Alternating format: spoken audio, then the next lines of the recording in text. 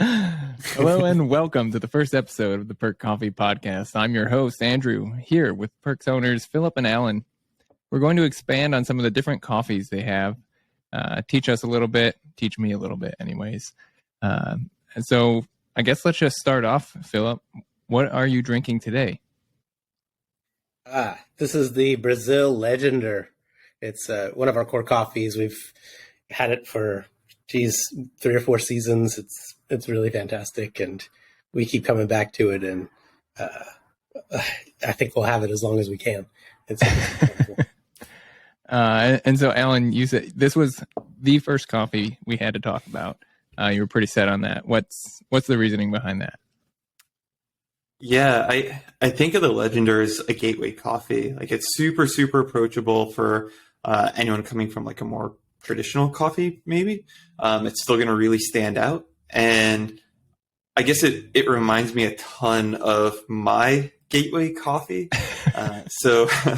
Like 12 years ago, I was in the Army stationed in Savannah, and my boss at the time bought a bag of coffee from some guy at the Forsyth Farmers Market and brought it back to the office, and we brewed it in our little Mr. Coffee maker, and I took a sip of it, and it blew my freaking mind. Like, I did not understand what was happening. And it's like, I gotta go learn about this. So yeah, I went and found this guy, Philip, who was roasting in this little, 400 square foot space, kind of out of the way in Savannah. It's like, tell me about this. Like, what is it? Why does it taste like this? Why does this taste good? And I didn't know anything about coffee, and he was super, super patient in shepherding me along my way, my early days of coffee. And he'd loan me a brewer, and I'd take it home and play with it for a week, and I'd come back, we'd nerd out again for an hour, and send me back off with another one. And along the way, just that was the start of my coffee journey, and it really planted the seed for what's now my career in coffee. So it's very much been that gateway coffee. And that was the Brazil Legend, or Brazil Bobolink was the one then. It was like super, super similar flavor profile, and I loved it. I feel, do you remember the Bobolink? Oh yeah. Yeah. That was kind of the Legender before the Legender. It was just a fantastic coffee, very similar flavor profile. I would say for me, like that through line is just sweetness. I think that, and it's something that has sort of defined the company as we look for profiles. Every time we roast a coffee, is just to find that sweetness in a coffee and then build everything off of that. We had a lot of different versions of the Bobolink, and obviously at different seasons, but we really sourced that one a lot, and it's fantastic. And the Legender is very, very similar as far as the cup profile and then the consistency. What is I need to ask this. What does the Legender mean? I don't know, just like legendary. Is that the meaning of this, or what's the, where did it come from? Yeah. Good question. I don't have a lot of context. I would imagine that the folks at the farm came up with a cool name. Oh, okay.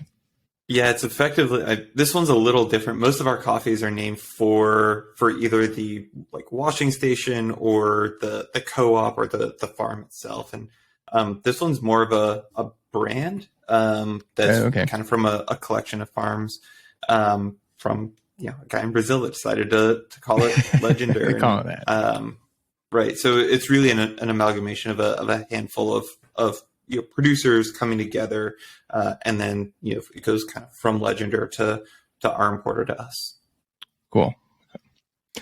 All right. So I guess when I'm thinking about PERC as a whole, you said this is the gateway coffee. I know you guys have kind of recently launched, or maybe it's not recently launched, but it's recently been very clear to me now in the branding system. You have a different system. Mild, balanced, and wild are the 3 kinds of coffee. So where does Brazil fall? Or Brazil Legender, sorry. Not the whole country. That's roughly on the equator in South America, I believe. Well, I'll take a stab at this one first, and you can follow up. We file this one under mild coffee because it's a really smooth and sweet coffee. A lot of nuttiness and just a really nice body. There are a lot of reasons for that, but one of which is the elevation. It's grown at a lower elevation, and then that pronounced sweetness. I would say those are the things that sort of define the cup, and because there's not a lot of acidity in the cup, I think that's really why we filed it on the mild. But I think that we really want to communicate in an easy way for a customer how they can find the right fit.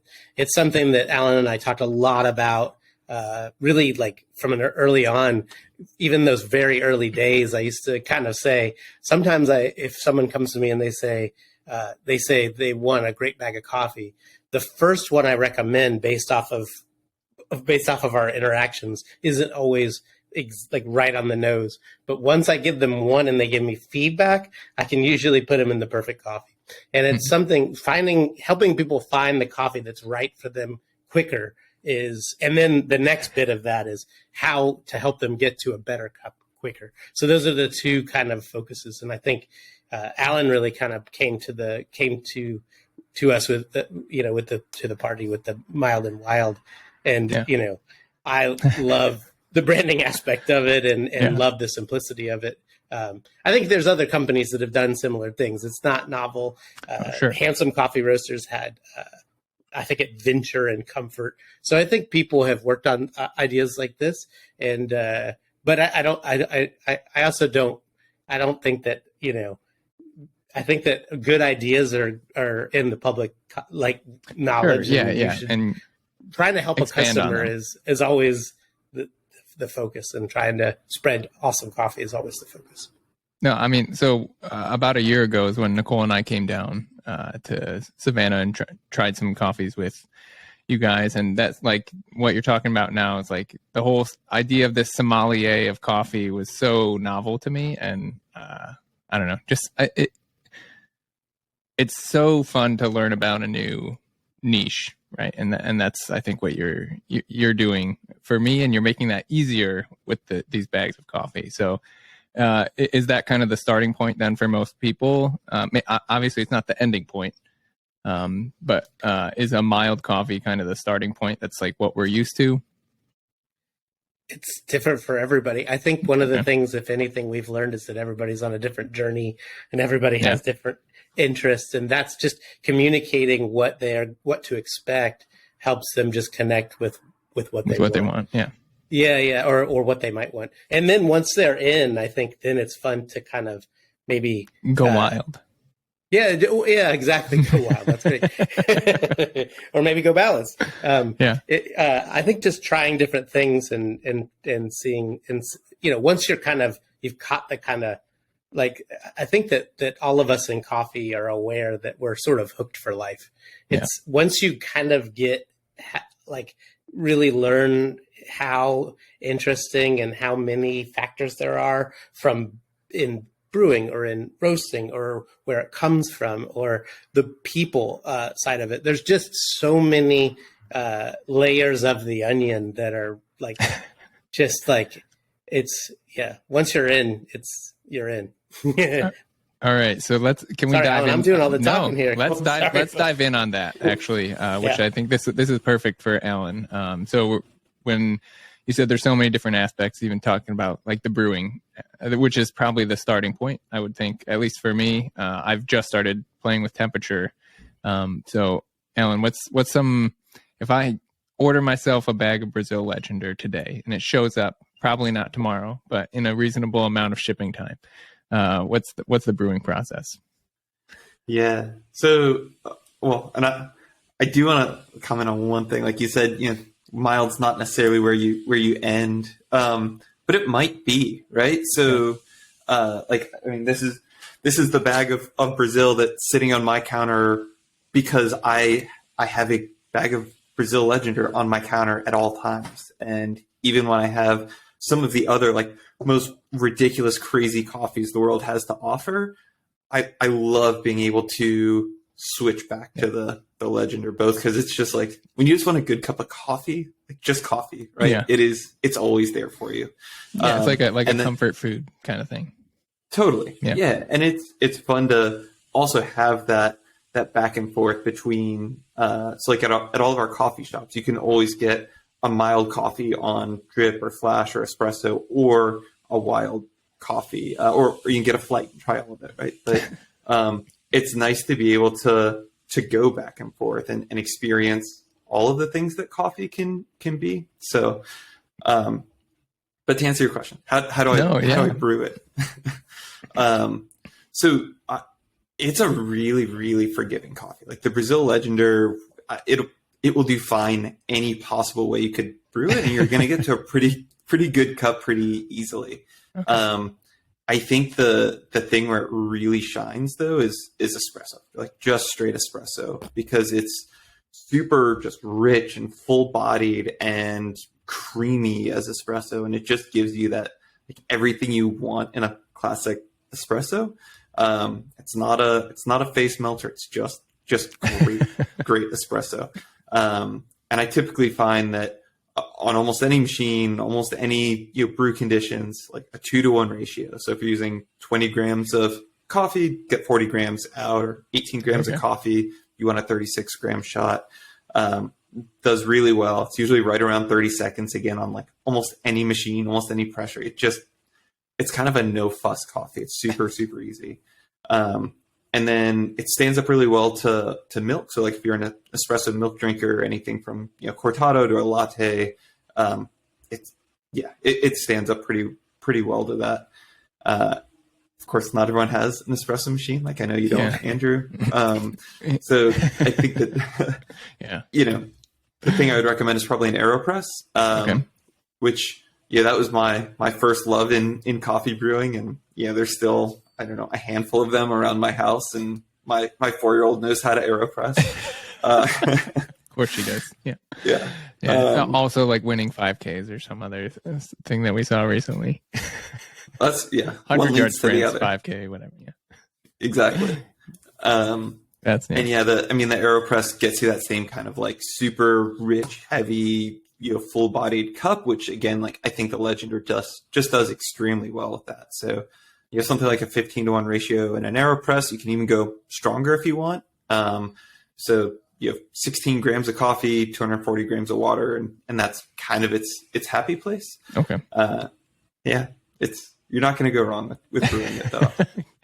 Is the temperature a factor in that? Because I know, I like I said, I've just started playing with it, and once I kind of get above like 155, the flavors change noticeable for me, and my like uneducated palate can tell the difference. Yes. So we can do an entire episode on temperature. There's so much that's going on with coffee and brewing temperature. So what's my rule of thumb then? Hot. You want very, very hot water. So I will right this second dispel the myth of like too hot of water is going to burn your coffee. That's absolutely not true. Coffee is coming out of the roaster at over 400 degrees, and water boils at 212. Like you're not going to scorch your coffee. I steam vapored my coffee, and it got burned. Yeah, and for a nerdy episode some other time, there's a little bit of an inflection point around 170 degrees where some compounds just don't come out of the coffee at all. So there's some flavors you cannot get below that. But I would say wherever you are and whatever the boiling temperature is there, go a few degrees below that so you're not boiling off everything in your kettle. So here in Atlanta, where where water boils at 212 degrees or 211 degrees, I brew it 206, 207, and that's stick with that. Perfect. Thanks. Yeah, and I just to add to that, I would say that people brewing with too hot water is generally not an issue. People brewing with water that's not hot enough is probably a pretty big issue, I would say. So I'm thinking I'm being all smart, and I'm actually drinking worse coffee is what you're telling me. It tastes Drinking Yeah, I different think- coffee. Yeah. Yeah, yeah. Yeah. It It'll tastes be, less like coffee. you definitely are risking under extracting and then Yeah. not getting some of the flavors Yeah. that make a coffee really special. Okay. Yeah. Well, that's good to know. As we get into some of the more wild stuff, I'll need to be tasting the differences more. Right. So. Right. And the nice thing about the mild coffees in this Brazil in particular is exactly kind of what Alan was getting at, where he said he's always got a bag of Brazil on the table. The wild coffees are really great, and they're some of the best coffees, and most interesting coffees in the entire world. But that also comes with it also may be something. It could be your favorite coffee. It's probably either going to be your favorite or you're going to be like, "Ugh, I don't like that," Yeah. Or even if it is your favorite, you might have it a couple days and you kind of want to go back and have some Brazil or some touch point where you're like, maybe I don't need my coffee to, taste like a guava playing maracas in my mouth right now, So, anyways. Yeah. I guess that's you said that at the beginning. There's a coffee for everybody, right? And you're trying to find it. This might be the starting point and ending point for some people. Totally. And that's totally fine because PERC's got it. When it's always been one of the things that's always been my intent or our intention is to have a relatively broad spectrum of coffees that hit for different customer and different tastes. And Brazil's always offered this great, really nice kind of anchor point for these smooth coffees. And like Alan talked about, this sort of for folks who haven't had a whole lot of specialty coffee to have that cup of coffee. And it's not, if all they've had in the past is coffee from Waffle House or wherever you're from, a diner coffee, and they like that, or that's been their experience. Having this is like a really, really good cup of something that the jump isn't so far. So, maybe we can dive into that kind of like the flavor profile a little bit more. Making that jump across. What is driving these flavors in something like the Brazil, or in any coffee really? I guess what's driving the flavor? What are the factors you're looking at? Alan, you want to do this one? I can do it. I'm happy to do it. Yeah. So there's kind of four main factors that we look at that are going to drive some of those intrinsic flavors. So there's where the coffee is grown, how high the coffee is grown, what the elevation is there, how it's processed, which is taking it from this little coffee cherry that it's a seed inside of a fruit and getting that to a dried seed, which is what we call the coffee bean, and then the variety, which is like the subspecies of it.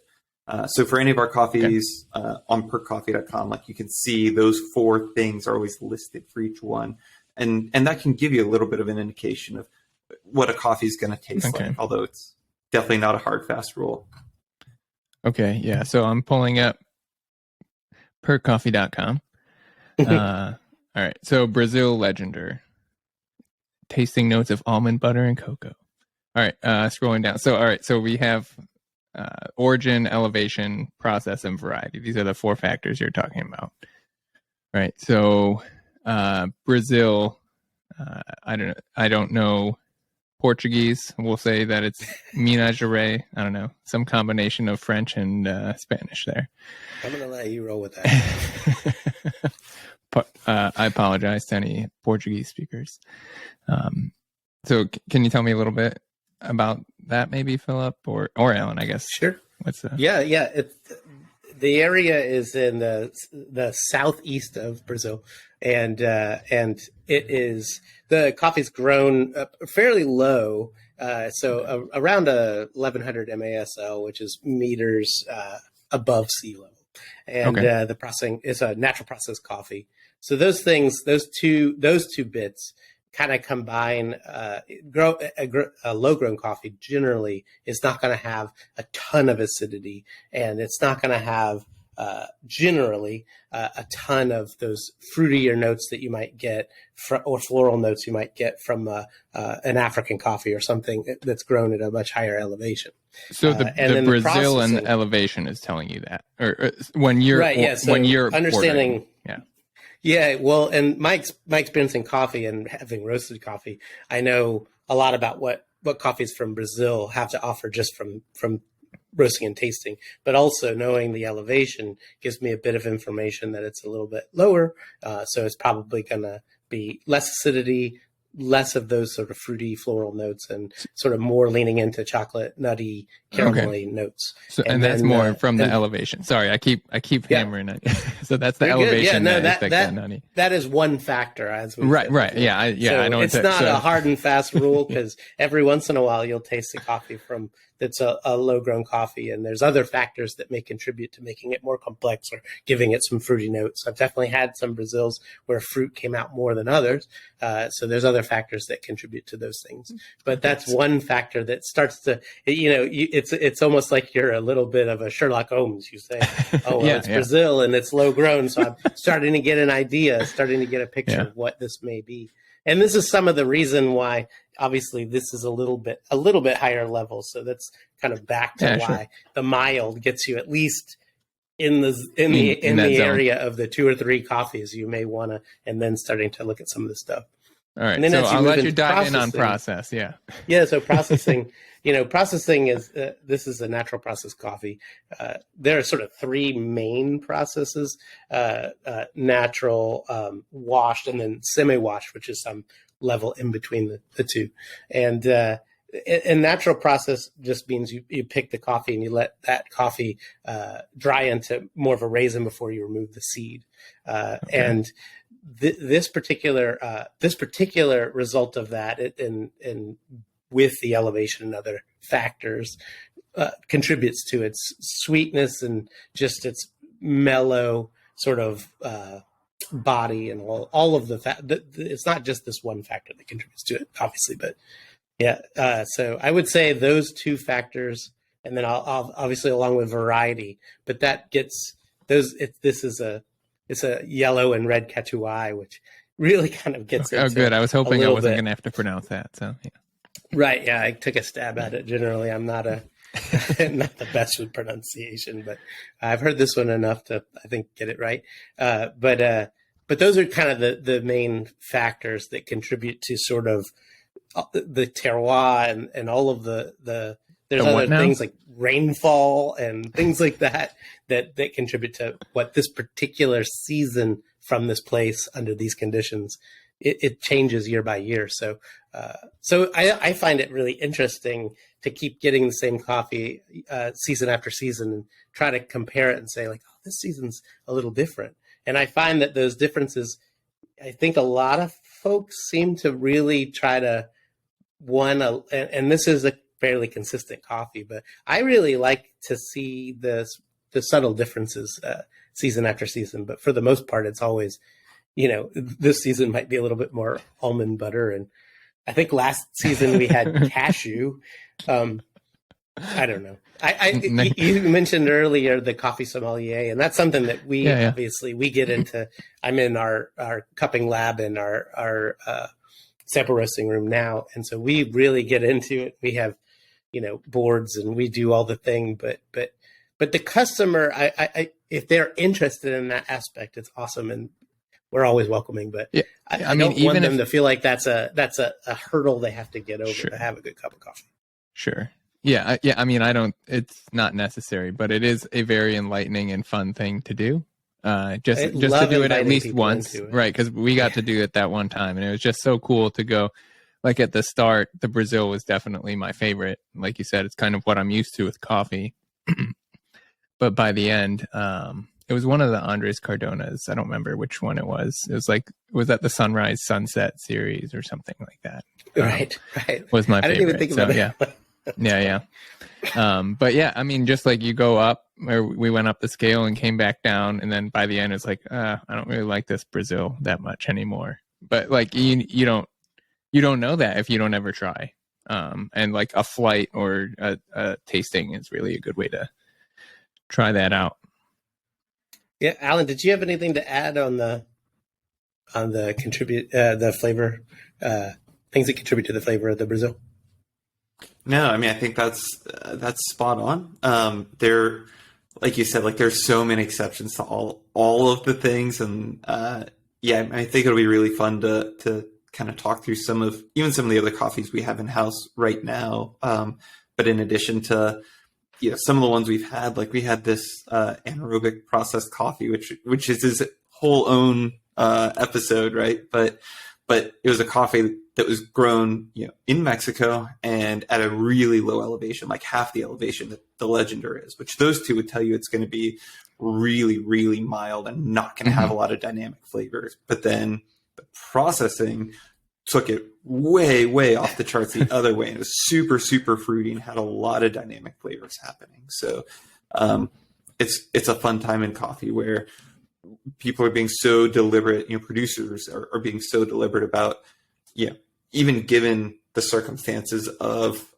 and Philip used the term terroir, right? So like the soil and the elevation and the water and, how much shade or how much light, just all of the environmental factors, even given that, like, what do they do to make this other thing, or to achieve, the end state that they're trying to get to? So there's been so much innovation in the last 10 years. It's going to be very fun to dig into that with some of these other coffees. Yeah, I'm super excited. Oh, sorry. It is. And it's also, just like Alan said, he always keeps a cup of Brazil. It's like all of that innovation is awesome. And then also it's like, one of the things I always, I can sometimes go on rants. I think people can. Please, that's what this is. This whole thing is, three guys. Well, a lot of folks are always like, "Well, do you like the Beatles or do you like the Stones?" And I'm like, I have both. I have both. Yeah. And one day I might be in a Stones mood, and one day I might be in a Beatles mood. I also like Elvis, and I don't have to choose. Yeah. Like why do you want to pose that question? That's silly. So I think that's great. Like what's wonderful is that there's awesome, fun things happening with coffee right now and innovation, and that's great. And then there's also really classic flavors that are also wonderful, and I love them all. Yeah, I want them all in my cupboard. And the different events, even, right? Like might guide that. Like you're having a party of people over, you definitely want to have something milder to try and appeal to everybody. Rather than going with necessarily your favorite or one person's favorite or something like that. Yeah, totally. Sure. But at some point in the night, I'm going to bust out that crazy one and be like, all right, try this. Come on, try it. Yeah. Wait, in the night? Oh my gosh. I don't know. You said a party. You crazy generally. People, yeah. I don't have morning parties. Oh, generally. Yeah, morning party. That's a good point. That'd be cool. Brunch. Pajama party? I don't know. All right, well, do you guys have anything else you want to talk about with the Brazil, or I guess where can people go to learn more? I know where they can go. I can just tell them. Yeah. Do you want the whole hyperlink? I'll give a little extra insights into some of the stuff that does live on our site. So Philip and I spent a lot of the fall building a whole new website, and one of the things we put in there is the Choose Your Vibe page, which kind of gets into that grouping of the blue bags, which are the mild coffees, the yellow bags being the balanced, and then the pink bags being the wild coffees. And of course, we have limited releases that are bonkers and just wild isn't even an apt description. That's like the champagne coffee. Yeah, totally.